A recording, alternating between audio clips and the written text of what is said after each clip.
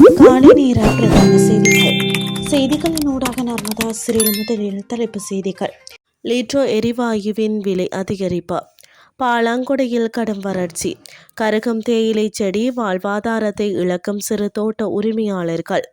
Iran போரில் 140 அமெரிக்க வீரர்கள் காயம், 7 பேர் உயிரிழப்பு உறுதிப்படுத்தியது பென்டகன்.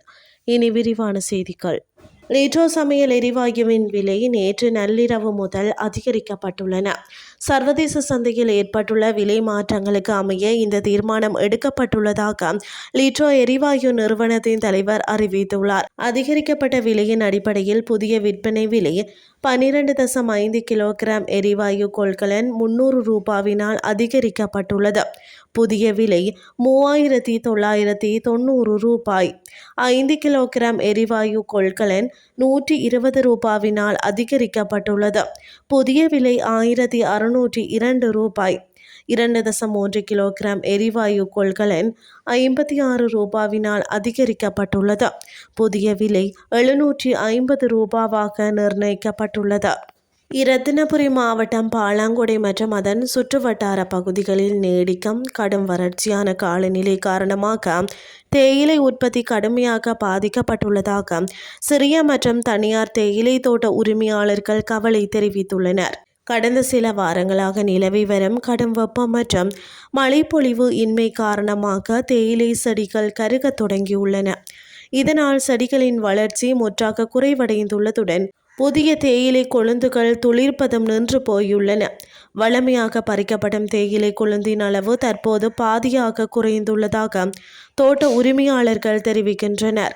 இதனால் போதிய வருமானமின்றி தொழிலாளர்களுக்கு ஊதியம் வழங்குவதிலும் தோட்டங்களை பராமரிப்பதிலும் சிக்கல் ஏற்பட்டுள்ளது. இதே நிலை நீடித்தால் தேயிலை கொழுந்து பறிக்கும் பணிகள் முழுமையாக நிறுத்த வேண்டிய சூழல் ஏற்படும் என அவர்கள் எச்சரிக்கின்றனர். போதிய கொழுந்து விநியோகம் இல்லாத பட்சத்தில் இப்பகுதியில் உள்ள தேயிலை உற்பத்தி தொழிற்சாலைகளும் மூடப்படும் அபாயம் ஏற்பட்டுள்ளது.